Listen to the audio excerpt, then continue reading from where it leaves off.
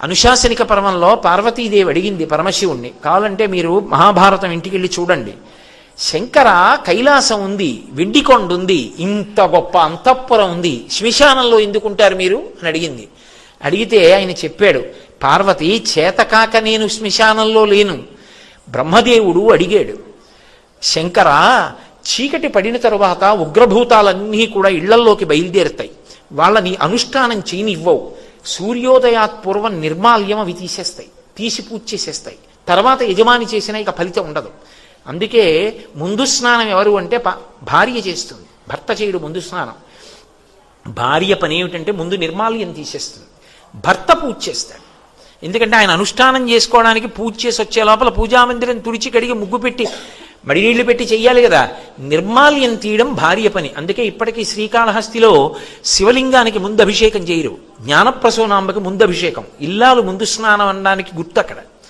కాబట్టి శంకర ఈ ఉగ్రమైనటువంటి భూత ప్రేత పిశాచములన్నీ ఇళ్లల్లోకి వచ్చేస్తాయి, అవి రాకుండా ఉండాలంటే వాటిని కాసేపు తమాషా చేసి అట్టే పెట్టాలి. అందుకని శ్మశానంలో ఆయన నర్తన చేస్తుంటాడు, ఆ నర్తన చేస్తూ అవన్నీ అక్కడ కూర్చుంటాయి.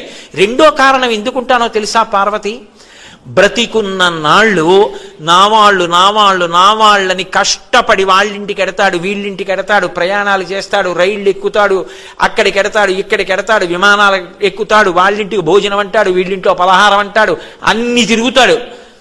సరదాగా అలా వెళ్ళొద్దామని ఎవడైనా రుద్రభూమికి ఎడతాడా? ఎవడు వెళ్ళాడు. కానీ అంతా అయిపోయిన తర్వాత రుద్రభూమికి తీసుకొస్తారు. తీసుకొచ్చిన తర్వాత నేనని ఇన్నాళ్ళు ఇన్ని ఫెయిర్ అండ్ లవ్లీలు రాసి, ఇన్ని ఆల్అవుట్లు పెట్టి, ఇంత ఏసీలో ఇంత పరుపు మీద పడుకోబెట్టిన శరీరం కట్టెల్లో కాలిపోతుంటే చూసుకుంటూ ఉంటాడు జీవుడు.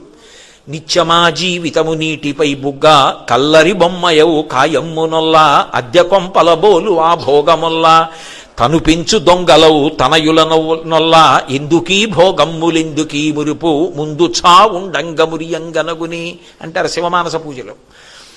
ఏడుస్తూ నిలబడతాడు, చీకటి పడిపోతుంది, కపాలమోక్షం అని తల పగిలిపోయి చప్పుడు వస్తుంది టప్ అని, కాటికాపరి సంజ్ఞ చేస్తాడు వెళ్ళిపోండి అని.